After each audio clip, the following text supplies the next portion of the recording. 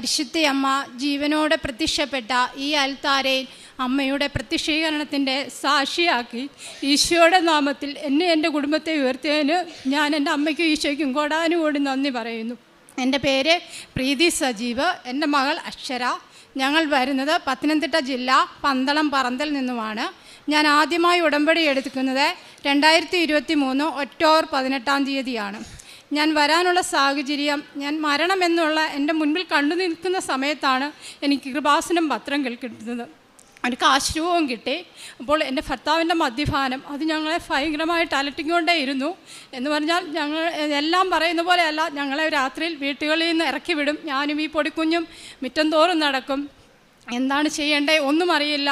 ജീവിതം അവസാനിപ്പിക്കണം, ആരുമില്ല. എനിക്ക് അമ്മയില്ല. എൻ്റെ അമ്മ എനിക്ക് 15 വയസ്സുള്ളപ്പോഴേ മരിച്ചു പോയതാണ്. എൻ്റെ അച്ഛന് ക്യാൻസറാണ്. ഞാൻ ആരോട് എൻ്റെ സങ്കടങ്ങൾ പറയും, ഒന്നും എനിക്കറിയില്ല. അങ്ങനെ അടുത്തുള്ളൊരു ചേച്ചി എനിക്ക് പത്രം തരുന്നു. ഞാൻ ആ പത്രം വായിച്ചു. അപ്പോൾ എത്രയും പെട്ടെന്ന് എനിക്ക് കൃപാസനത്തിലേക്ക് വരണം എന്നുള്ള ചിന്ത മാത്രമേ ഉള്ളായിരുന്നു എൻ്റെ മനസ്സിൽ. വേറെ ഒരു ആശ്രയമില്ല, അമ്മയുടെ അടുക്കൽ പോകണമെന്ന്. അപ്പോൾ പിന്നെയും എൻ്റെ ഭവനത്തിൽ വിഷയങ്ങൾ ഉണ്ടാവുകയാണ്. അങ്ങനെ ഞങ്ങൾ ആ വീട് വിട്ടിറങ്ങുകയാണ്. എൻ്റെ കൂട്ടുപങ്കാളിയുടെ കുഞ്ഞമ്മയുടെ വീട്ടിലേക്ക് തന്നെ ഞങ്ങൾ പോകുന്നു. അവിടെ ചെന്നിട്ട് ഞാൻ പറയുന്നു, ചേച്ചി എത്രയും പെട്ടെന്ന് എന്നെ കൃപാസനത്തിൽ ഒന്ന് കൊണ്ടുപോകണം, എനിക്കറിയില്ല. അപ്പോൾ അവർക്കും ആ സ്ഥലം എവിടാണെന്നും ഒന്നും അറിയില്ല.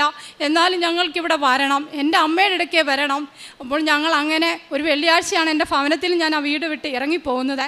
ശനിയാഴ്ച രാത്രി 7 മണിയാകുമ്പോൾ ഞങ്ങൾ ആ പത്തനംതിട്ടയിൽ നിന്ന് ഇവിടോട്ട് വരികയാണ്. ഞങ്ങൾക്കറിയില്ല, 4-5 പേരുടെ. ഞങ്ങളുടെ കയ്യിൽ സാമ്പത്തികങ്ങളില്ല. ഞാൻ പറഞ്ഞു ഓട്ടോയിലാണ് വരുന്നത്, അവർക്ക് ഡീസൽ അടിക്കാൻ ഞാൻ പൈസ കൊടുക്കാം. അങ്ങനെ 500 രൂപ കൊടുത്തു ഡീസൽ അടിച്ചു. ഞങ്ങൾ ചോദിച്ചിവിടെ വന്നു. ഞങ്ങൾ വന്നപ്പോൾ സമയം ഒരു 9:30 ഇവിടെ ആരുമില്ല. പുറത്തൊരു ചേട്ടൻ ഇരിപ്പുണ്ട്. അപ്പം ഞങ്ങൾ ചേട്ടനോട് ചോദിച്ചും പറഞ്ഞു, ഇല്ല അകത്തോട്ട് ഇനിയും കയറാൻ പറ്റില്ല എന്ന് പറഞ്ഞു. അപ്പോഴും ഞാൻ ഫ്രണ്ടിൽ പ്രാർത്ഥിച്ചു. അവർ പറഞ്ഞു അവിടെ നിന്ന് പ്രാർത്ഥിക്കും നിങ്ങൾ എന്ന് പറഞ്ഞു. ഞാൻ അവിടെ നിന്ന് പ്രാർത്ഥിച്ചു, അമ്മേ എനിക്കിനി വേറെ ആശ്രയമില്ല, നീ എന്താണെന്ന് ചെയ്തു തരാൻ ഞാൻ പറഞ്ഞു. ഇല്ലെങ്കിൽ എൻ്റെ കുഞ്ഞിൻ്റെയും എൻ്റെ ജീവിതം ഇതിനെ എനിക്ക് കൊല്ലാൻ പറ്റുന്നില്ല എന്ന് മാത്രമേ ഞാൻ പറഞ്ഞുള്ളൂ അമ്മയോട്. എന്നിട്ട് ഞങ്ങൾ പ്രാർത്ഥിച്ച് പുറത്തിറങ്ങി. അപ്പോൾ ആ ചേട്ടൻ പറഞ്ഞു, നിങ്ങളിവിടെ അടുത്ത് റൂം എടുക്കുക എന്ന് പറഞ്ഞു. 700 രൂപയാവും. അപ്പോൾ ഞങ്ങൾ 700 പോയിട്ട് ഞങ്ങളുടെ കയ്യിൽ ഫുഡ് കഴിക്കാനുള്ള പൈസ 6-7 പേരാണ് വന്നത്. ഇവർക്ക് എല്ലാവർക്കും കൂടെ ഫുഡ് കഴിക്കാനുള്ള പൈസ ഞങ്ങൾക്ക് തികയില്ല. അങ്ങനെ ഞങ്ങൾ ആ പൈസയ്ക്ക് പോയി അപ്പുറം പോയി ഫുഡ് കഴിച്ചിട്ട് തിരിച്ചു വന്നിട്ട് ഞാൻ ചേച്ചിയോട് പറഞ്ഞു, ചേച്ചി എന്തിന് നമ്മൾ റൂം എടുക്കണം? അങ്ങനെ ഞങ്ങൾ ഓപ്പോസിറ്റ് നോക്കിയപ്പോൾ ഒരു കടയിൽ ആ ഫ്രണ്ടിൽ 2 കസാര കിടക്കുന്നു. ഞങ്ങളവിടെ പോയി ഇരുന്നു. ഈ കൂടെ വന്നവരെല്ലാം അവിടെ കിടന്നുറങ്ങി. ഞാൻ ആ കസാരയെ നോക്കി, അമ്മയെ മാത്രം നോക്കി നേരം അങ്ങനെ വെളുപ്പിച്ചു. അങ്ങനെ 4:30 ആയപ്പോൾ ഇവിടെ തുറക്കാൻ തുടങ്ങി. അങ്ങനെ ഞങ്ങൾ 5 മണിയായപ്പോൾ അകത്ത് കയറി അവിടെ നിന്ന് പ്രാർത്ഥിച്ചു. എനിക്ക് ഒന്നുമേ അറിയില്ല. ഇവിടെ പ്രാർത്ഥനകൾ നടക്കുന്നു, എല്ലാം നടക്കുന്നു. അപ്പോൾ ഉടമ്പടി എടുക്കണം എന്നൊരു ഇതുണ്ട്. അപ്പോൾ ചോദിച്ചു നോക്കിയപ്പോൾ അങ്ങനെ ഉടമ്പടിക്ക് 2 മണിക്കൂർ ക്ലാസ് ഉണ്ട്, അതിനിരിക്കണം. ഈ കുഞ്ഞുങ്ങളൊക്കെ തലേന്ന് വന്നതാണ്, ഇവർ ആഹാരങ്ങൾ കഴിച്ചിട്ടില്ല, ആരും കുളിച്ചിട്ടും ഒന്നുമില്ല. ഞാൻ പിന്നെ ക്യൂ നിന്നു ടോക്കൺ എടുക്കാൻ വേണ്ടി. അപ്പോൾ എടുക്കാൻ തുടങ്ങിയപ്പോഴാണ് ചേച്ചി വന്നിട്ട് പറഞ്ഞു, താമസമാണ്, നമുക്ക് വേറൊരു ദിവസം വരാം എന്ന് പറഞ്ഞു. ഞാൻ ആ ക്യൂവിൽ നിന്നും എല്ലാവരും കൂടെ 7:30 ആയപ്പോൾ ഞങ്ങൾ ഇവിടുന്ന് പോയി തിരിച്ച് ഞാൻ ചെന്നു. പിറ്റേന്ന് എൻ്റെ കൂട്ടുപങ്കാളി ഞങ്ങളെ തിരിച്ച് വിളിക്കുകയാണ്, നിങ്ങൾ തിരിച്ച് വീട്ടിലേക്ക് വരണമെന്ന് പറഞ്ഞു. അപ്പോഴും ഞാൻ അമ്മയോട് പറഞ്ഞു, അമ്മ ഇത് നല്ലതാണെങ്കിൽ മാത്രമേ ഞങ്ങളെ തിരിച്ചങ്ങോട്ട് കൊണ്ടുപോകാമെന്ന് പറഞ്ഞു. അങ്ങനെ ഞങ്ങൾ തിരിച്ച് ആ 3ാമത്തെ ദിവസം ഞങ്ങളുടെ ഭവനത്തിലേക്ക് ചെല്ലുന്നു. എന്നിട്ടും പ്രശ്നങ്ങൾ കൂടുകയാണ്, വഴക്കുകൾ, ബഹളം, എപ്പോഴും ഒരു ശമനമില്ല. എന്ന് പറഞ്ഞാൽ 2 മാസം എൻ്റെ ഉടമ്പടി ഞാൻ കറക്റ്റുമല്ല, എനിക്ക് പ്രാർത്ഥിക്കാൻ പറ്റുന്നില്ല, ഒന്നുമില്ല. പ്രേക്ഷിത വേല ഞാൻ അവിടെ പള്ളിയുടെ അകത്ത് കുരിശുമുട്ടിലാണ് ഞാൻ പത്രങ്ങൾ കൊണ്ടുവെക്കുന്നതും. എന്താണ് ഇതൊന്നും എനിക്കറിയില്ല. എപ്പോഴും കൂട്ടുപങ്കാളിയുടെ വിഷയങ്ങൾ കൂടിക്കൊണ്ടേ ഇരിക്കുന്നു. അങ്ങനെ ഞാൻ കൂട്ടുപങ്കാളിയോട് ചെന്നു. അവിടെ വന്ന കാര്യമല്ല എൻ്റെ കൂട്ടുപങ്കാളിയോട് പറഞ്ഞു, എനിക്ക് കൃപാസനത്തിലേക്ക് വരണം, ഞങ്ങൾ കൃപാസനത്തിൽ പോയി എനിക്ക് ഉടമ്പടി എടുക്കണം. അപ്പോൾ പുള്ളി പറഞ്ഞു, നിങ്ങൾ പോയിട്ട് വാ എന്ന് പറഞ്ഞു. അങ്ങനെ ഞാൻ എൻ്റെ കയ്യിൽ കിടന്ന മോതിരം കൊണ്ട് പണയം വെച്ചിട്ടാണ് ഈ ഒക്ടോബർ 18 ഞാനിവിടെ വന്ന് ഉടമ്പടി എടുക്കുന്നത്. വരുമ്പോൾ എനിക്ക് എൻ്റെ അമ്മ മാതാവിനെയാണ് എനിക്ക് കയ്യിൽ കിട്ടിയത്. അപ്പോൾ കൂടെ നിന്നവർ, ഞാൻ ഒത്തിരി കരഞ്ഞു. അപ്പോൾ കൂടെ നിന്നവർ ചോദിച്ചു, നീ എന്തിനു കരയണം, നിനക്ക് അമ്മയല്ലേ കിട്ടിയേ, ഇനിയല്ല അമ്മ നോക്കിക്കോളും എന്ന് പറഞ്ഞു. ഞാൻ ഉടമ്പടി എടുത്തു പോയി. എല്ലാം കറക്റ്റായിട്ട് പാലിച്ചുകൊണ്ടേയിരുന്നു. പുള്ളിക്ക് വെള്ളത്തിലും ഇതിലുമെല്ലാം ഞാൻ ഉപ്പിട്ട് കൊടുത്തു, പ്രാർത്ഥിച്ചു. അങ്ങനെ എന്നാലും മദ്യപാനത്തിൻ്റെ ഒരു കുറവും അവിടെ കാണുന്നൊന്നുമില്ല, പ്രശ്നങ്ങൾ. അപ്പോഴും ഞാൻ അമ്മയോട് പറയും, എന്താണമ്മേ ഈ കുഞ്ഞിനെ കൊണ്ട് ഞാൻ രാത്രിയിൽ അത് മഴയത്തുമെല്ലാം, ഈ കുഞ്ഞിനാണ് ശ്വാസം മുട്ടൽ, ഇതെല്ലാം ഉണ്ട്, എന്താണ് ചെയ്യേണ്ടത് ഇതൊന്നും അറിയില്ല. അങ്ങനെ പിന്നെയും പ്രാർത്ഥിച്ചു. അങ്ങനെ പുള്ളിക്കൊരു അസുഖം വരുന്നു, അങ്ങനെ ഹോസ്പിറ്റലിലായ ഡോക്ടർ പറയുന്നു ഇനിയും മദ്യപിക്കരുത് എന്ന് പറയാം. അങ്ങനെ ഞങ്ങൾക്ക് അതിനൊരു സമാധാനം ഞങ്ങൾ കിട്ടി. അങ്ങനെ കിട്ടിക്കഴിയുമ്പോഴാണ് ഞങ്ങൾ 5 വർഷത്തിന് മുമ്പേ ഭവനത്തിന് വേണ്ടി മുനിസിപ്പാലിറ്റിയിൽ അപേക്ഷ കൊടുത്തായിരുന്നു. നമ്മൾ എത്രയോ 2-3 പ്രാവശ്യം ആ ഭവനത്തിന് ഇത് വന്നെന്ന് പറയുന്നു. നമ്മുടെ കയ്യിൽ അതിൻ്റെ കാര്യങ്ങളോ നോട്ടീസോ നമ്മുടെ മെമ്പറുകൾ പറഞ്ഞിട്ട് ഒന്നുമില്ല. അപ്പോൾ അങ്ങനെയാണ് ഒരു ദിവസം ആ രസീത് ഞങ്ങൾക്ക് കിട്ടുന്നു. ഞങ്ങൾ തിരിച്ചു ചെന്ന് അത് പറയുന്നു, ഞങ്ങൾക്ക് ഈ ഭവനം വേണമെന്ന് പറയുന്നു. ആ സമയത്ത് എൻ്റെ കൂട്ടുപങ്കാളിക്കൊരു അപകടം ഉണ്ടാകുന്നു. ഞങ്ങൾക്കപ്പോൾ ആ ഭവനം പണിയാനുള്ള നിവൃത്തിയില്ല, സമയത്ത് പറ്റത്തില്ല. ഞങ്ങൾ തിരിച്ചു ഇവിടെ പോരുന്നു.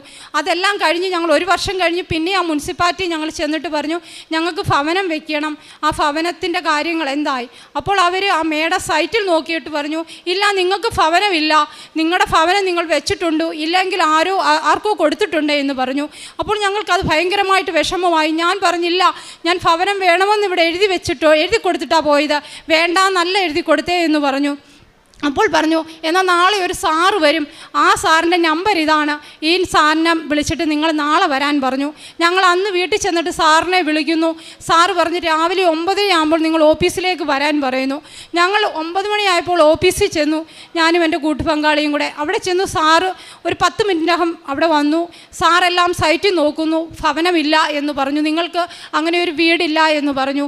ഞാൻ പെട്ടെന്ന് കാശ് രൂപം എൻ്റെ കയ്യിൽ നിന്നും എടുത്തു, പുറമോട്ട് തിരിഞ്ഞു നിന്നു. ഞാൻ വിശ്വാസ പ്രമാണം ചൊല്ലി തീരുന്നതിന് മുമ്പേ സാർ പറഞ്ഞു നിങ്ങളുടെ ഭവനം നിങ്ങളുടെ സൈറ്റിലുണ്ട് എന്ന് പറഞ്ഞു. പെട്ടെന്ന് ആ സൈറ്റിൻ്റെ ആ നമ്പർ എഴുതി പെട്ടെന്ന് ഇട്ടു. അപ്പോൾ ഞാൻ തിരിഞ്ഞു നോക്കുകയും സാറിൻ്റെ ചാവിയിൽ കിടക്കുന്നു അമ്മയുടെ കാശ് രൂപം. അപ്പോൾ എനിക്ക് പൂർണ്ണമായി വിശ്വാസമായി അത് എൻ്റെ അമ്മ ഈശോയും തന്ന ഭവനമാണ് എന്ന്. പിന്നെയുള്ള കാര്യങ്ങളെല്ലാം പെട്ടെന്നായിരുന്നു. ഞങ്ങൾക്ക് വന്ന് ഓവർസീറെ സാർമാരെല്ലാം വരുന്നു. നമുക്കൊരു ഭവനം പഞ്ചായത്തിൽ നിന്ന് കിട്ടുമ്പോൾ 600 സ്ക്വയർ ഫീറ്റൊക്കെ ആവും, നമ്മുടെ ഭവനത്തിൻ്റെ സ്ക്വയർ ഫീറ്റ് കൂടുതലാണ്. അപ്പോൾ അവർ വന്ന് പറയുന്നു സാരമില്ല, ഞാൻ അളന്നിട്ട് പോയതാണെന്ന് അവരോട് പറഞ്ഞാൽ മതി, ഞങ്ങളെല്ലാം എഴുതി വിട്ടേക്കാം. അങ്ങനെയെല്ലാം പെട്ടെന്ന് നമ്മുടെ ഭവനത്തിൻ്റെ സാമ്പത്തികങ്ങളെല്ലാം നമുക്ക് വന്നുകൊണ്ടിരിക്കുമായിരുന്നു. ഒരു കുഴപ്പമില്ല, പെട്ടെന്ന് വീടിൻ്റെ ഭവനം വാർപ്പ് എല്ലാം കഴിഞ്ഞു. അങ്ങനെ ജപമാല റാലിക്ക് ഞാൻ വരുമ്പോൾ ആദ്യത്തെ ഭവനത്തിൻ്റെ വാർപ്പ് കഴിഞ്ഞിട്ടാണ് 2024 ഞാൻ ഇവിടെ വരുന്നത്. അപ്പോഴും എൻ്റെ ആഗ്രഹമാണ്, ഞാൻ ഹിന്ദുവാണ്, ഹിന്ദു ആചാരപ്രകാരം എൻ്റെ ഭവനത്തിൽ ഞാൻ ഒന്നും ചെയ്തിട്ടില്ല. എൻ്റെ ഭവനത്തിൽ എനിക്ക് വലിയൊരു ഇതായിരുന്നു, ഏതെങ്കിലും ഒരു ഭവനത്തിൽ ഒരു അച്ഛൻ വന്ന് എൻ്റെ കല്ല് വെഞ്ചരിക്കണമെന്നാണ്. അപ്പോൾ ഹിന്ദുവായതുകൊണ്ട് വരത്തില്ല എന്ന് ഞങ്ങൾക്കറിയാം. എന്നാൽ പോലും ഞാൻ അടുത്ത പള്ളിയിൽ ചെന്ന് അച്ഛനോട് ചോദിച്ചു. അച്ഛൻ പറഞ്ഞു മകളെ നീ കല്ല് കൊണ്ടുവാ, നിനക്ക് ഞാൻ വെഞ്ചരിച്ച് തരാമെന്ന് പറഞ്ഞു. ആ കല്ല് വെഞ്ചരിച്ച് എനിക്ക് തന്നു. ഞാൻ ആ കല്ല് കൊണ്ടുവന്നിട്ടു. അമ്മയെ ഞാൻ 4 മൂലയ്ക്കും പ്രതിഷ്ഠിച്ച് വെച്ചു. കട്ടള വെച്ചപ്പോൾ ജപമാലയും അമ്മ മാതാവിനെയും ഞാൻ വെച്ചു. അങ്ങനെ ആദ്യത്തെ ഒന്നാമത്തെ നിലയുടെ എല്ലാം പൂർത്തീകരിച്ചു, എല്ലാം കഴിഞ്ഞു. പിന്നെ ഞാൻ 2ാമത്തെ നിലയുടെ മുകളിൽ ചെന്നിട്ട് ഞാൻ ഉപ്പിട്ട് പ്രാർത്ഥിച്ചു. അമ്മേ മനുഷ്യരാണ്, ആഗ്രഹങ്ങളുണ്ട്, എന്നാലും എനിക്ക് ഒരു മുറിയും കൂടി ഈ മുകളിൽ തരണേ എന്ന് ഞാൻ പറഞ്ഞു. എന്നാൽ പിറ്റേ മാസം എൻ്റെ 2 നില ഭവനവും പണിയാൻ തുടങ്ങി. എത്രയും പെട്ടെന്ന് ഞാൻ ഒരു നിയോഗം എൻ്റെ അമ്മയോട് ഞാൻ പറഞ്ഞുള്ളൂ, എനിക്ക് ഒരു മുറിയുള്ള ഭവനം എൻ്റെ അമ്മ തരണേ എന്ന്. എന്നാലും പറഞ്ഞ് ഞങ്ങൾ വയലിലാണ് താമസിക്കുന്നത്, മഴ വന്നാൽ വെള്ളം കയറും, എൻ്റെ കുഞ്ഞിന് ശ്വാസം മുട്ടൽ പാടെ വിഷയങ്ങൾ. അതുകൊണ്ട് ഒറ്റ ഒരു മുറിയുടെ ഒരു ഭവനം എൻ്റെ അമ്മ എനിക്ക് തരണേ എന്ന് പറഞ്ഞു. അമ്മ എനിക്കിപ്പോൾ തന്നിരിക്കുന്നത് 4 റൂമുള്ള 2 നില ഭവനമാണ്. അതെല്ലാം പൂർത്തീകരിച്ചു നടക്കുന്നു. ഈ മാസം 29-ാം തീയതിയാണ് എൻ്റെ ഭവനത്തിൻ്റെ വെഞ്ചരിപ്പ് നടക്കുന്നത്. അതുപോലെ എൻ്റെ വലിയ ആഗ്രഹമാണ് എൻ്റെ ഭവനം ഒരച്ഛൻ വന്ന് വെഞ്ചരിക്കണമെന്ന്. അങ്ങനെ ഞാൻ യോശാന ഞായറയ്ക്ക് ആ പള്ളിയിൽ ഞാൻ ചെല്ലുമ്പോൾ അവിടെ അച്ഛൻ എന്നോട് ഈശോ പറയുന്നു നീ ഇവിടെ ചോദ്യരേ എന്ന്. ഞാനും എൻ്റെ കൂട്ടുകാരിയും കൂടെയാണ്. അപ്പോൾ അടുത്തിരുന്ന ചേച്ചിയോട് ഞാൻ ചോദിച്ചു, ചേച്ചി ഈ അച്ഛനോട് ചോദിച്ചാൽ എൻ്റെ വീട്ടിലേക്ക് വരുമോ എന്ന് ചോദിച്ചപ്പോൾ ആ ചേച്ചി പറഞ്ഞു മോളെ അച്ഛനോട് എന്തായാലും ചോദിച്ചു നോക്ക്, ഹിന്ദുവാണെന്ന് നീ പറയണം എന്ന് പറഞ്ഞു. അങ്ങനെ അച്ഛൻ പ്രാർത്ഥനയെല്ലാം കഴിഞ്ഞ് പുറത്തേക്ക് വന്നു. ഞാനും എൻ്റെ കൂട്ടുകാരിയും കൂടെ ചെന്ന് ചോദിച്ചു. ഞാൻ പെട്ടെന്ന് അച്ഛനോട് ചോദിച്ചു, അച്ഛാ ഇതുപോലെ എൻ്റെ ഭവനത്തിൻ്റെ പാലുകാച്ചിന് ഒരു ഡേറ്റ് എങ്ങനെയാണ് ഞാൻ ചോദിച്ചത്. അപ്പോൾ അച്ഛൻ എന്നോട് പെട്ടെന്ന് ചോദിക്കുകയാണ് ഞാൻ വരണോ നിൻ്റെ ഭവനത്തിലേക്ക് എന്ന്. അപ്പോൾ ഞാൻ പെട്ടെന്ന് എന്താണ് പറയേണ്ടതെന്നൊന്നും എനിക്കറിയത്തില്ല. എൻ്റെ ഈശോ ഇറങ്ങി വന്ന് ചോദിച്ചതാണെന്ന് ഞാൻ പൂർണ്ണമായി ഇപ്പോൾ വിശ്വസിക്കുന്നു. അത് കഴിഞ്ഞ് അച്ഛൻ പറഞ്ഞു, ഇപ്പോൾ എനിക്ക് തിരക്കാണ്, എൻ്റെ നമ്പർ കൊണ്ടുപോകാൻ പറഞ്ഞു. അങ്ങനെ അച്ഛൻ പിറ്റേന്ന് എന്നെ തിരിച്ചു വിളിക്കുന്നു. എനിക്കത് ഭയങ്കര സന്തോഷമായി. തിരിച്ചു വിളിച്ചിട്ട് പറഞ്ഞു, മകളെ നീ ഒരു ഡേറ്റ് എടുക്കുക, ആ ഡേറ്റിൽ എനിക്ക് വരാൻ പറ്റുമെങ്കിൽ നിൻ്റെ ഭവനം ഞാൻ വെഞ്ചരിച്ച് തരാം, അല്ലെങ്കിൽ അത് കഴിഞ്ഞ് നിൻ്റെ ഭവനം ഞാൻ വെഞ്ചരിച്ച് തരുമെന്ന് പറഞ്ഞു. അതും എൻ്റെ അമ്മ ഈശോ ഇടപെട്ടതാണെന്ന് ഞാൻ പൂർണ്ണമായി വിശ്വസിക്കുന്നുണ്ട്. അതുപോലെ എൻ്റെ ഭവനത്തിൻ്റെ എനിക്ക് കിണർ എല്ലാവരും പറഞ്ഞു അവിടെ വെള്ളം കാണത്തില്ല, ഭയങ്കര താഴ്ച വരും. അപ്പോഴും ഞാൻ അമ്മയോട് ഒന്നേ പറഞ്ഞിട്ടു, അമ്മയുടെ ഡേറ്റാണ് 7 പറയുന്നത്, ആ 7 എന്നുള്ള ഡേറ്റ് ആ തൊടിയിൽ തന്നെ എനിക്ക് വെള്ളം കാണിച്ചു തരണമെന്ന് പറഞ്ഞു. അന്ന് 7ാമത്തെ തൊടി വെട്ടുകയാണ്. ഞാൻ ഉപവാസമാണ്, മുട്ടുമേൽ നിന്ന് വെളുപ്പിനെ പ്രാർത്ഥിച്ചു നിന്ന് അമ്മ ഇന്ന് എനിക്ക് 7ാമത്തെ തൊടി അവർ വെട്ടുകയാണ്, ഇന്ന് എനിക്ക് വെള്ളം കാണണമേ എന്ന് പറഞ്ഞു. 9:30 ആകുമ്പോൾ എൻ്റെ കൂട്ടുപങ്കാളി വിളിച്ചു പറയുകയാണ്, കിണറ്റിൽ വെള്ളം കണ്ടു, അതിനി അവർക്ക് വെട്ടാൻ പോലും പറ്റുന്നില്ല, അത്ര വെള്ളമാണ് എന്ന്. 8ാമത്തെ തൊടിയിൽ അവർ കിണർ വെട്ടി തീർത്തു കഴിഞ്ഞു. അതേപോലെ എൻ്റെ ഒരു ആഗ്രഹമായിരുന്നു, എൻ്റെ മുറ്റത്ത് ഇൻ്റർലോക്ക് ഇടണമെന്ന് എനിക്ക് വലിയ ആഗ്രഹം. അപ്പോൾ ഓരോരുത്തരും വന്ന് ഓരോ റേറ്റുകളാണ് പറയുന്നത്, 54,000-56,000 രൂപയൊക്കെ. അപ്പോൾ അത്രയും സാമ്പത്തികം നമ്മുടെ കയ്യിൽ മുന്നോട്ട് പോകാനില്ല. അപ്പോൾ ഞങ്ങളോട് തന്നെ ഇങ്ങോട്ട് വന്ന് പറയുന്നു, എടാ നിനക്ക് ഞങ്ങൾ ചെയ്തു തരാം എന്ന് പറഞ്ഞു. അങ്ങനെ ആ ഭവനത്തിൻ്റെ ഇൻ്റർലോക്കും അവിടെ ഇട്ടു, എല്ലാം ഭംഗിയാക്കി. അമ്മ എന്താണോ എങ്ങനെയാണോ ചെയ്തു തരേണ്ടത്, എൻ്റെ ടൈല് പോലും ഇതേപോലെ തന്നെയുള്ള ടൈലുകളാണ്. ഓരോ കാര്യങ്ങളും അമ്മ അതേ രീതിയാണ് എനിക്ക് ചെയ്തു തന്നിരുന്നത്. ഓരോരുത്തരും ആ ഭവനം കാണുമ്പോൾ ചോദിക്കുന്നുണ്ട്, ഇത് ആരുടെ പ്ലാനിലാണ് നിങ്ങളിത് പണിഞ്ഞതെന്ന്. ഞാൻ പറയുന്നു, ജീവനുള്ള ഒരു അമ്മയും ഈശോയും തന്ന ഭവനമാണ് ഇത് ഞങ്ങളുടെ ഭവനമല്ല, ഇത് അമ്മ ഈശോയും തന്ന ദാനമാണ് ഞങ്ങൾക്കെന്ന് ഞാൻ ഉറക്കെ പറയുന്നുണ്ട്. അതേപോലെ എൻ്റെ കുഞ്ഞിൻ്റെ ശ്വാസം മുട്ടൽ, 1.5 വയസ്സ് തൊട്ട് ഇവർക്ക് ശ്വാസം മുട്ടലാണ് എന്ന് പറഞ്ഞാൽ തണുത്ത സാധനങ്ങൾ, പൊടി, ഈ പുതിയ തുണികളുടെ ഇതൊന്നും അടിക്കാൻ പറ്റില്ല. എല്ലാ കുഞ്ഞുങ്ങളും സ്കൂളിൽ പോകുമ്പോൾ എല്ലാവരും കുളിച്ചൊരുങ്ങി പോകുമ്പോൾ എൻ്റെ കുഞ്ഞ് കുളിക്കാൻ പറ്റില്ല, തുമ്മലെന്ന് പറഞ്ഞാൽ നമ്മളൊരു തുണി എടുത്ത് കൊടുക്കണം. അവിടെ മൂക്കിൽ നിന്ന് ഇങ്ങനെ പിഴിഞ്ഞ് കണ്ണ് രണ്ടും ചൊറിഞ്ഞ് അവൾക്കൊന്ന് കഴിക്കാനോ ആകെപ്പാട് ഞാൻ കണ്ട് വിഷമിച്ചിട്ടുണ്ട്. അമ്മയോട് ഞാൻ അത് നിയോഗം വെച്ചു, അമ്മയെ ഞാൻ ഈ കുഞ്ഞിൻ്റെ ഈ അസുഖം മാറ്റി, ഈ ശ്വാസമുട്ടൽ, ഈ ആസ്മ നീ മാറ്റി തരണമേ എന്ന് ഞാൻ അമ്മയ്ക്ക് നിയോഗം വെച്ച് പ്രാർത്ഥിച്ചുകൊണ്ടേയിരുന്നു. അങ്ങനെ ഇരിക്കുമ്പോഴാണ് നമ്മുടെ ഈ വർഷത്തെ അഖണ്ഡ ജപമാല റാലിക്കും 2025 ഞാൻ വരുമ്പോഴും അവൾക്ക് തീരെ വയ്യ. അപ്പോൾ എനിക്കാണെങ്കിൽ റാലിക്ക് വരണം, ഞങ്ങൾ കൂടെ ഒരു 10-16 പേര് ഒന്നിച്ച് വണ്ടി വിളിച്ച് വരികയാണ്. ഈ ഒരു കുഞ്ഞിന് വയ്യാതെ വന്നാൽ ഈ മക്കളെല്ലാം വിഷമത്തിലാവും. അപ്പോഴേ എനിക്ക് വന്നേ പറ്റത്തുള്ളൂ, എനിക്ക് കുഞ്ഞിനെ കൊണ്ടുവരണം, ആരെയും ഏൽപ്പിക്കാനില്ല. അങ്ങനെ ഞങ്ങൾ ജപമാല റാലിക്ക് രാവിലെ വെളുപ്പിനെ ഇവിടെ 4 മണിക്ക് എല്ലാവരും കൂടെ വരുന്നു. വന്നു കഴിഞ്ഞ് ഇവിടുന്ന് റാലിക്ക് ഇറങ്ങി നടക്കാൻ തുടങ്ങിയപ്പോൾ ഈ കുഞ്ഞിന് വയ്യാതായി. കുഞ്ഞിന് ഒരടി പോലും നടക്കാൻ പറ്റുന്നില്ല, കുഞ്ഞിന് ശ്വാസം മുട്ടൽ, എന്താണ് ചെയ്യേണ്ടത് എന്നൊന്നും എനിക്ക് കുഞ്ഞറിയില്ല. അപ്പോഴും ഞാൻ അമ്മയോട് പറഞ്ഞു, അമ്മേ ഇവരെ എല്ലാം കൂടാണ് ഞാൻ ഈ കുഞ്ഞിനെയും കൊണ്ട് വന്നത്, ഈ കുഞ്ഞിനൊരു വൈകാരിക വന്നാൽ ഈ വന്നവർക്കെല്ലാം അതൊരു വിഷമമായി പോകും, അമ്മ എന്താണെന്ന് വേണ്ടത് ചെയ്തോണേ എന്ന് പറഞ്ഞു. പെട്ടെന്ന് അങ്ങനെ നടന്നു. കുറേ ദൂരെ കഴിഞ്ഞപ്പോൾ ഞങ്ങൾ അവിടെ കുറച്ച് നേരം ഇരുന്നു കഴിഞ്ഞപ്പോൾ എൻ്റെ കൂടെ വന്ന എൻ്റെ കൂട്ടുകാർ പറഞ്ഞു, ദൈവമേ ഒരു വയ്യാത്ത കുഞ്ഞാണ്, ഈ കുഞ്ഞിനെ അമ്മയെ സൗഖ്യപ്പെടുത്തണേ എന്ന് പറഞ്ഞു. അങ്ങനെ ഞങ്ങൾ 5 മിനിറ്റ് കഴിഞ്ഞ് അവിടെ നിന്ന് എഴുന്നേറ്റ് നടക്കുമ്പോൾ ഒരു 10 മിനിറ്റ് നടന്നില്ല, കുഞ്ഞിന് ഉടമ്പടി കാശുരൂപം തന്നെ അവിടെ നിന്ന് കെട്ടുന്നു. ഉടമ്പടി കാശുരൂപം ഒരു ജപമാലയുമാണ് എൻ്റെ കുഞ്ഞിൻ്റെ കയ്യിൽ കിട്ടുന്നത്. അപ്പോൾ ഞാൻ വിചാരിച്ചു, എൻ്റെ അമ്മ എൻ്റെ കുഞ്ഞിനെ സൗഖ്യപ്പെടുത്തി, ഇനി എനിക്ക് ഒന്നും കൊണ്ട് പേടിക്കണ്ട എന്ന് പറഞ്ഞു. ആ കാശുരൂപം ഇവൾ എൻ്റെ കയ്യിൽ മണ്ണ് വെച്ച് അവിട്ടി ആരെയോ കളഞ്ഞു പോയതായിരുന്നു, അതെൻ്റെ കയ്യിൽ കൊണ്ടു തരുന്നു. ഞാനത് പെട്ടെന്ന് തുടച്ചിങ്ങനെ ഇരിക്കുമ്പോഴാണ് ഒരു ചേച്ചി കരഞ്ഞുകൊണ്ട് വരുന്നത്, എൻ്റെ കാശുരൂപം കാണുന്നില്ല എന്ന് പറഞ്ഞ്. അപ്പോൾ ഞാൻ പെട്ടെന്ന് ചേച്ചിയോട് പറഞ്ഞു, ചേച്ചി കുഞ്ഞിന് കാശുരൂപം കിട്ടിയിട്ടുണ്ട് ജപമാല. പെട്ടെന്ന് ഞങ്ങളത് തിരിച്ചു കൊടുത്തു. പിന്നെ അവിടെ തൊട്ട് നടന്ന് എൻ്റെ കുഞ്ഞ് പള്ളി വരെ നടന്നു, ഒരു കുഴപ്പമില്ലായിരുന്നു. ഇന്ന് വരെ എൻ്റെ കുഞ്ഞിന് ശ്വാസം മുട്ടലോ അങ്ങനൊരു അസുഖങ്ങളോ ഒന്നും വന്നിട്ടില്ല. അവൾ തണുത്ത ഐസ്ക്രീം എല്ലാ സാധനങ്ങളും കഴിക്കുന്നുണ്ട്, രാവിലെ കുളിക്കുന്നുണ്ട്, ഒന്നിനും ഇപ്പോൾ കുഴപ്പമില്ല. അതെൻ്റെ അമ്മയും ഈശോയും പൂർണ്ണമായി മാറ്റി തന്നതിന് അമ്മയ്ക്കും ഈശോയ്ക്കും ഞാൻ കോടാനുകോടി നന്ദി പറയുന്നു. അതുപോലെ എൻ്റെ 3ാമത്തെ സാക്ഷ്യം എന്ന് പറഞ്ഞാൽ 18 വർഷത്തിന് മുമ്പേ എൻ്റെ വല്യച്ഛൻ്റെ മോൻ, എൻ്റെ സഹോദരന് ഞാൻ 10 ലക്ഷം രൂപ എൻ്റെ വസ്തു വിറ്റ് ഞാൻ കൊടുത്തതാണ്.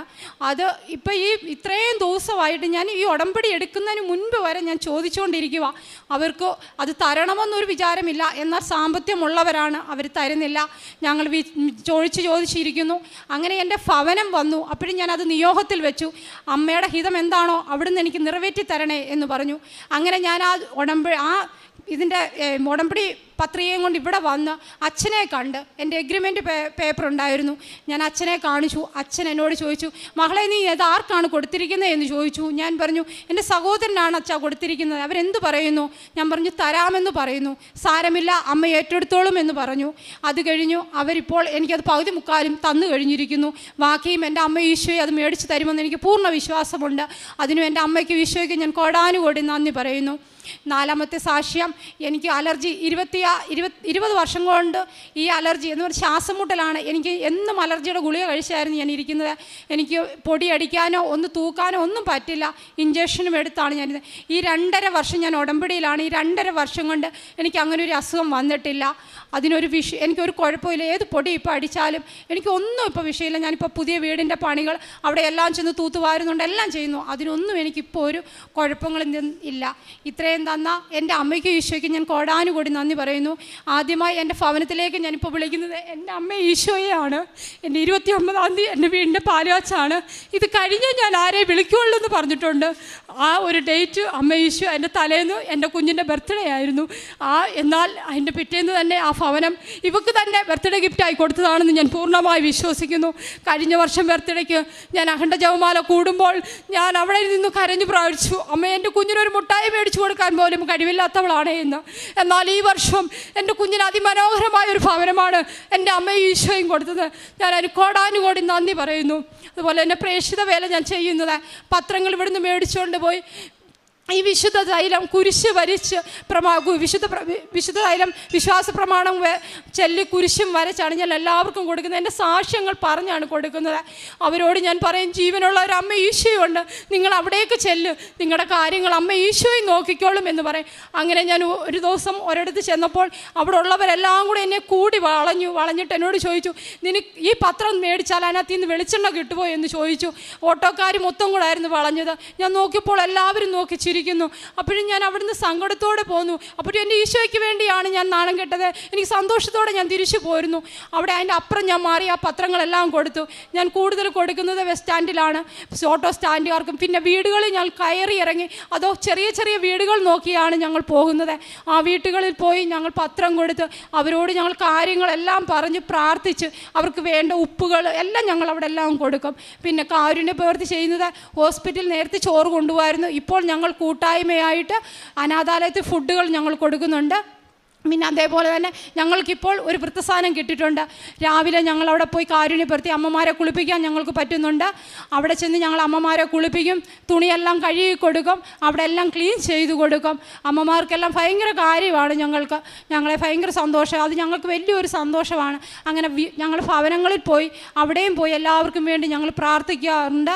അതെല്ലാം അമ്മയുടെ ഈശോയുടെയും കൃപയാണെന്ന് ഞാൻ പൂർണ്ണമായി വിശ്വസിക്കുന്നു. ഞാൻ എന്ത് പ്രാർത്ഥിച്ചാലും എൻ്റെ അമ്മ ഈശോയും എനിക്കത് നടത്തിത്തരും. എൻ്റെ അമ്മയോട് ഈശോയോട് ഞാൻ ഒരു കാര്യം ഇപ്പോൾ ഞാൻ ഇവിടെ നിന്ന് പറയുകയാണ്. ഞാൻ അമ്മയോട് ഈശോയോട് ഞാൻ പറഞ്ഞു, ഏത് സമയത്താണോ ഏത് ദിവസമാണോ ഞാൻ സാക്ഷ്യം പറയുന്നത്, അത് ഈ അൽസച്ചനായിരിക്കണം എൻ്റെ അടുത്ത് വേണ്ടേന്ന് ഞാൻ പറഞ്ഞു. അതുപോലെ തന്നെ ഈ അൽസച്ചൻ തന്നെ ഇവിടെ വന്ന് നിൽക്കുന്നു. അതിന് ഞാൻ എൻ്റെ അമ്മയോട് ഈശോയോട് ഞാൻ കോടാനുകോടി നന്ദി പറയുന്നു. എല്ലാം നന്നാ. ഇന്ന് അതുപോലെ അച്ഛൻ പറഞ്ഞു, നമ്മുടെ രാവിലത്തെ പ്രാർത്ഥനയ്ക്ക് 7 എന്നുള്ള ഒരു ഡേറ്റ്. അപ്പോഴും ഞാൻ അവിടെ നിന്ന് പ്രാർത്ഥിച്ചു, അമ്മ 7 എന്നുള്ള ഒരു ഡേറ്റ്, അമ്മ എന്നെ നീ സാക്ഷിയാക്കണേ എന്ന് പറഞ്ഞു. അപ്പോൾ ഈ 7-ാം തീയതി തന്നെ അമ്മയുടെ പ്രത്യക്ഷീകരണത്തിൻ്റെ സാക്ഷിയാക്കി അൽത്താരെ കയറി നിൽക്കാൻ എനിക്ക് ഭാഗ്യം ചെയ്തതിന്, എന്നെ അനുഗ്രഹിച്ചതിന് എൻ്റെ അമ്മയോട് ഈശോയോട് എത്ര കോടാനുകോടി നന്ദി പറഞ്ഞാലും അറിയില്ല. ഇതെല്ലാം തന്നത് എൻ്റെ ഈശോയുടെ അമ്മയുടെ ദാനമാണ്. ഞങ്ങൾക്ക് ഒരു മിനിറ്റ് ഒരു യോഗ്യത പോലുമില്ല, വെറും ഭാവിയായ മക്കളാണ് ഞങ്ങൾ. അതും എല്ലാത്തിനും ഇപ്പോഴും എൻ്റെ അമ്മയോട് ഞാൻ ഈശോയോടും കോടാനുകോടി നന്ദി പറഞ്ഞു. എൻ്റെ വാക്കുകൾ ഞാൻ നിർത്തുന്നു. ഇനിയും ഈ മരണം വരെ എൻ്റെ ഉടമ്പടി ജീവിതത്തിൽ തന്നെ ജീവിക്കാനാണ് ഞാൻ പൂർണ്ണമായി ഞാൻ വിശ്വസിച്ചുകൊണ്ട് തന്നെ മുന്നോട്ട് പോകുന്നത്. എൻ്റെ ഈശോയുടെ മകളായി തന്നെ എനിക്ക് മരിക്കണം എന്ന് പറഞ്ഞ ഒരു ക്രിസ്ത്യാനിയായി ആയിക്കൊണ്ട് വേണം എനിക്ക് മരിക്കാൻ എന്നാണ് ഞാൻ ആഗ്രഹിക്കുന്നത്. അതെനിക്ക് എൻ്റെ ഈശോ നിറവേറ്റി തരുമെന്ന് ഞാൻ പൂർണ്ണമായി വിശ്വസിച്ചാണ്. ഞങ്ങളെല്ലാ ദിവസവും പള്ളിയിൽ പോകും. എനിക്ക് പറ്റുന്ന രീതി ഞങ്ങൾ ദുഃഖവെള്ളി എല്ലാം അവർ ഹിന്ദുക്കൾ ചെല്ലുന്നത് അവർക്ക് ഭയങ്കര ഇഷ്ടമാണ്. ഞങ്ങളെല്ലാം പള്ളികളിലും എല്ലാവരും ഞങ്ങൾ പോകുന്നുണ്ട്, എല്ലാ പ്രാർത്ഥനയിലും പങ്കെടുക്കുന്നുണ്ട്. അതെല്ലാം അമ്മയുടെ ഈശോയുടെയും കൃപ മാത്രമാണെന്ന് ഞാൻ പൂർണ്ണമായി വിശ്വസിക്കുന്നു. ഒന്നുകൂടെ എൻ്റെ ഈശോയ്ക്ക് അമ്മയ്ക്ക് ഞാൻ കോടാനുകോടി നന്ദി സമർപ്പിക്കുന്നു. യെശയ്യാ 58:11 കർത്താവ് നിന്നെ നിരന്തരം നയിക്കും, മരുഭൂമിയിലും നിനക്ക് സമൃദ്ധി നൽകും, നിൻ്റെ അസ്ഥികളെ ബലപ്പെടുത്തും, നനച്ചു വളർത്തിയ പൂന്തോട്ടവും വറ്റാത്ത നീരുറവയും പോലെയാകും നീ. പ്രീതി എന്ന ഈ സഹോദരി തൻ്റെ ഉടമ്പടി ജീവിതാനുഭവ സാക്ഷ്യം നമ്മോട് പങ്കുവയ്ക്കുകയായിരുന്നു. എത്ര തീഷ്ണതയോടുകൂടി, എത്ര അമ്മ മാതാവിലും ഈശോയിലുമുള്ള അടിയുറച്ച വിശ്വാസത്തോടുകൂടി ദാരിദ്ര്യത്തിൻ്റെ വല്ലാത്ത കയത്തിൽ അമ്മയെ കാണുവാൻ ആദ്യമായി എത്തിയ മകൾ ഒരു മുറിയെടുക്കുവാൻ പോലും കയ്യിലൊന്നുമില്ലാത്തത് കൊണ്ട് ഉറങ്ങാതെ നേരം വെളുപ്പിക്കുകയും ഉടമ്പടി എടുക്കുവാൻ കുഞ്ഞുങ്ങളുമായി നിൽക്കുവാൻ പറ്റാത്ത സാഹചര്യമായതുകൊണ്ട് ആദ്യ ദിവസം മടങ്ങിപ്പോയിട്ട് പിന്നീട് വന്ന് ഉടമ്പടി എടുത്ത് തൻ്റെ ഇല്ലായ്മകളെ മുഴുവനും അമ്മയെ ഏൽപ്പിച്ചു കൊടുത്തിട്ട് അമ്മ കരം പിടിച്ച് ഈ 2.5 വർഷം കൊണ്ട് മകളുടെ ജീവിതത്തിൽ വരുത്തിയ വലിയ മാറ്റങ്ങളെ ഈ അൾത്താരയിൽ സാക്ഷ്യപ്പെടുത്തുകയാണ്. മകൾക്ക് ലഭിച്ച ഭൗതികമായ നന്മകളേക്കാൾ ഉപരി മകൾക്ക് ലഭിച്ച ആത്മീയമായ ബോധ്യങ്ങളും ജീവിതത്തെ ആത്മധൈര്യത്തോടുകൂടി മുന്നോട്ട് നയിക്കുവാൻ മകൾക്ക് കൊടുത്ത വലിയ പ്രത്യാശയുമാണ് ഈ സാക്ഷ്യത്തിൻ്റെ പ്രത്യേകത. മകൾ പറയുന്നുണ്ട്, ഒരു വീടിന് വേണ്ടിയുള്ള ആലോചന പോലും ചെയ്യാനാവാത്ത കാലത്തിലാണ് അമ്മയുടെ അരികിൽ വന്ന് നിയോഗം സമർപ്പിക്കുന്നത്. എന്നാൽ അമ്മയുടെ സഹായത്താൽ മറ്റോരോരോ വഴികൾ ക്രമീകരിച്ച് കിട്ടി 2 നിലയുള്ള സുന്ദരമായൊരു ഭവനം നിർമ്മിച്ചെടുക്കുവാൻ അമ്മ മാതാവ് ചുരുങ്ങിയ നാളുകൊണ്ട് ഈ കുടുംബത്തെ അനുഗ്രഹിക്കുകയും അതിൻ്റെ ആദ്യ അവസാനം അമ്മ മാതാവിനെയും ഈശോയ്ക്കും തന്നെ ആ ഭവന നിർമ്മാണത്തിൽ സ്ഥാനം കൊടുത്തുകൊണ്ട്, പ്രാധാന്യം കൊടുത്തുകൊണ്ട്, പ്രാർത്ഥിച്ചുകൊണ്ട് അതിൻ്റെ നിർമ്മാണ പ്രവൃത്തികളെ മുന്നോട്ട് കൊണ്ടുപോയതും അമ്മ മാതാവിനെയും ഈശോയെയും അതിൻ്റെ ആശീർവാദ കർമ്മത്തിന് ആദ്യം ക്ഷണിച്ചതുമാണ് നാം കേട്ടുകൊണ്ടിരുന്നത്. പ്രിയമുള്ളവരെ, വിശ്വാസം നമ്മുടെ രക്തത്തോടും ആത്മാവിനോടും ചേരുന്നില്ലെങ്കിൽ അത് വലിയ കഥയുള്ള കാര്യമല്ല.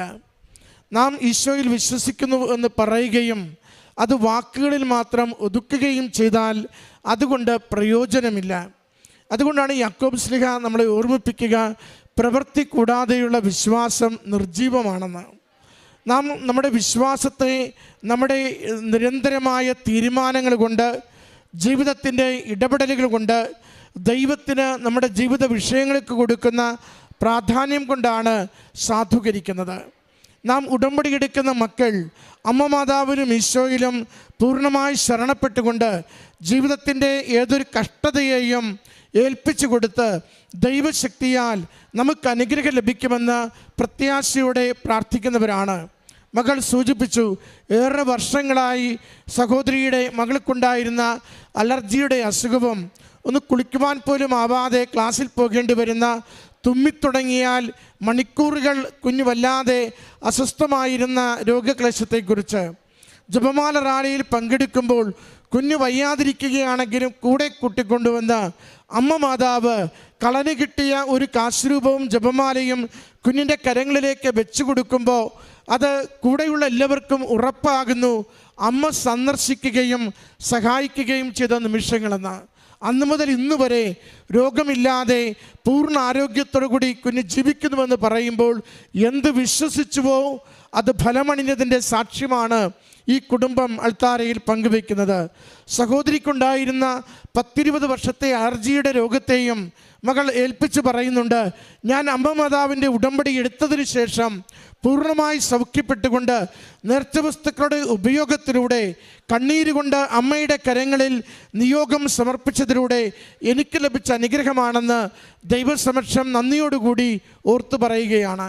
പ്രിയമുള്ളവരെ, ഉടമ്പടി ഭാരങ്ങൾ ഏറ്റെടുക്കുന്നു. ഉടമ്പടി മരുന്നുകൊണ്ട് മാറാത്തത് ദൈവകൃപയാൽ മാറ്റിത്തരുവാൻ നമ്മളെ സഹായിക്കുന്നു. ഉടമ്പടി ജീവിതത്തിൻ്റെ ലോലമായ തകർന്ന അവസ്ഥകളിൽ നിന്ന് കൂടുതൽ കൃപയുള്ള അനുഗ്രഹമുള്ള അവസ്ഥകളിലേക്ക്, ഉയർച്ചയിലേക്ക് നമ്മളെ നയിക്കുന്നു. ഉടമ്പടി തകർന്ന് തരിപ്പണമായ ബന്ധങ്ങളെ വിളക്കി ചേർത്തുകൊണ്ട് ഒരുമിച്ച് ദൈവിക സന്തോഷത്തിൽ ജീവിക്കുവാൻ നമ്മളെ സഹായിക്കുന്നു. അതിൻ്റെ ഓരോരോ അനുഭവങ്ങളാണ് ഈ മകൾ ഈ അൾത്താരയിൽ സാക്ഷ്യപ്പെടുത്തിയത്. നമ്മളെയും അമ്മ മാതാവിൻ്റെ പ്രത്യക്ഷീകരണത്തിൻ്റെ സാക്ഷികളായി ഉടമ്പടി വിശുദ്ധിയിൽ, വിശ്വസ്തതയിൽ ജീവിക്കുവാൻ, തീഷ്ണതയോടുകൂടി ഈശോയെ സ്നേഹിക്കുവാൻ സഹായിക്കണമേ എന്ന് പ്രാർത്ഥിച്ചുകൊണ്ട് ഈ മകൾക്ക് ലഭിച്ച എല്ലാ അനുഗ്രഹങ്ങൾക്കും അമ്മ മാതാവിനും തിരുക്കുമാരനും നന്ദി പറഞ്ഞ് കരങ്ങളടിച്ച് ഈ സാക്ഷ്യം നമുക്ക് സമർപ്പിക്കാം. അത്യപൂർവ ദൈവാനുഭവങ്ങൾ ഇനി നിങ്ങൾക്ക് നിങ്ങൾക്കും സ്വന്തം. ഈ യൂട്യൂബ് ചാനൽ ഇതുവരെ സബ്സ്ക്രൈബ് ചെയ്തിട്ടില്ലെങ്കിൽ ഇപ്പോൾ തന്നെ സബ്സ്ക്രൈബ് ചെയ്യുക. ഈ വീഡിയോ ഇപ്പോൾ തന്നെ നിങ്ങളുടെ സുഹൃത്തുക്കൾക്ക് ഷെയർ ചെയ്തുകൊണ്ട് കർത്താവിന്റെ പ്രേക്ഷിതരാകുക.